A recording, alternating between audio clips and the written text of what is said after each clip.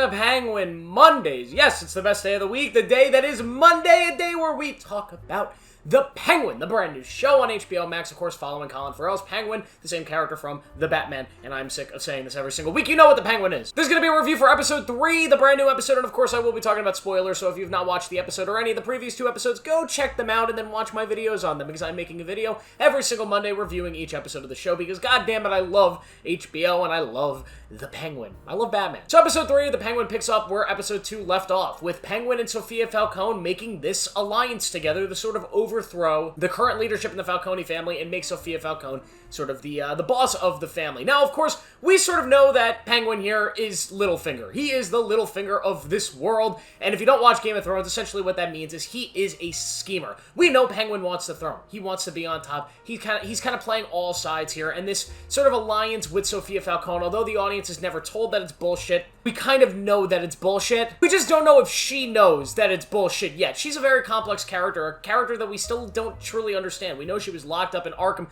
for years for being kind of a sadistic killer, but we haven't really seen that side of her. We know that she was involved in the mob and probably partook in some mob hits, but nothing that's kind of psychotic to the point where she should be locked in Arkham with people like the Joker and Riddler. So there's a lot of excitement there to kind of uncover how crazy this chick actually is. We hear characters talk about it, but we haven't seen it yet. But in this episode, we get to see her more being kind of a boss with Penguin as they sort of scheme against the Falcone family, her own family. There's this brand new drug that they have. Of course, in this version of Gotham, there's a drug called Drops, which is sort of the biggest driver of revenue for a lot of these gangs and these mobs. We saw it in the Batman. In this episode, they have this new drug that's being produced, I believe, based off a drug that they were given in Arkham. And they're trying to prove to this triarchy, this sort of Japanese gang, that this is a big seller. They could sell this drug and they could unify and then they could take over the Falcone family. That's pretty much the basis of this episode, as we get to see this interaction and this scheming that they're doing. But the other main sort of attraction of this episode is Victor. Now, of course, Victor has been the young sort of Christopher character. If you want to talk about The Sopranos, keep making those comparisons, which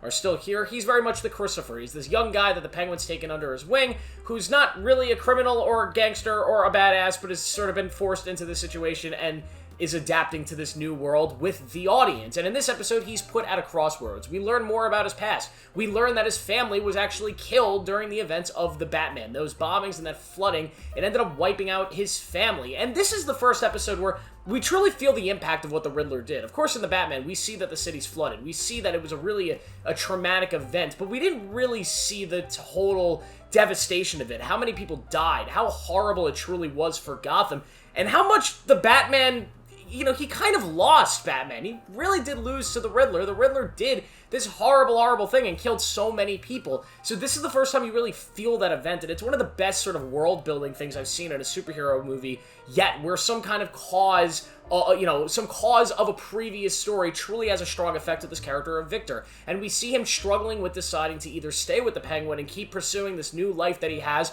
or go off and run away with this girl that he's clearly in love with. And that crossroads is the centerpiece of this episode, as we watch Victor helping the Penguin sell these drugs. We watch Victor doing all these things for him, and there comes a great scene where Penguin confronts him, and he says, "You want to leave? You want to go with this girl? Like, why are you even with me? You think I've been holding you here hostage?" And it's one of the best scenes maybe of the entire show. And it really kind of strains in this really complex relationship between these two characters, and it's probably the best part of the show so far, along with Penguin and Sophia Falcone. The characters in this show are super, super strong, and it's what's making this show so good. And the world is dark and brutal, and the same that it was in Batman, but even more brutal, because we're seeing that kind of ugly underbelly of Gotham, but at the same time, these characters are just so, so thrilling to follow, and I really love Victor's character. I do have my theories about him. A piece of me feels like he will be some version of Victor Zsasz by the end of this show. He's going to have a mental breakdown and turn into sort of a serial killer. I feel like something like that is going to happen. Maybe I'm wrong. Maybe he will be a different Victor. Maybe he'll be Victor Von Doom, right? Big Marvel DC crossover. No. But I love the ending of this episode where Victor returns, and it's kind of this badass moment where you want him to go with the girl. Get away from the Penguin. Get away from this life. But then he comes back and he saves Penguin, and you're like, fuck yes,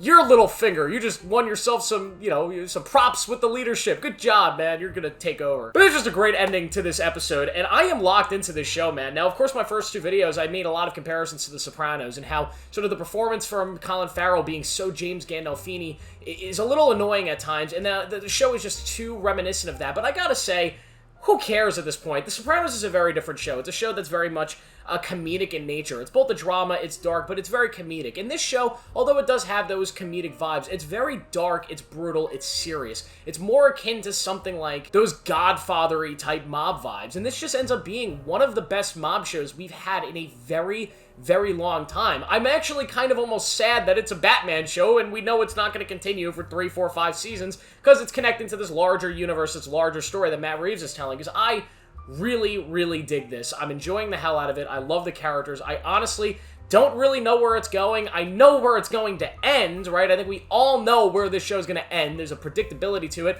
that maybe they'll be able to avoid, but I just feel like the end sight, we know what it is. But this is just a really good episode of television. This has been such a great start to this show. And HBO, man, HBO Sunday nights, doesn't matter what's coming on, you're getting something good. They even have a new show called The Franchise, which I will be making a video for in the next coming days, so stay tuned for that. Thank you guys for watching. Make sure to like this video, subscribe for more, turn on notifications, and I will see you guys in the next one.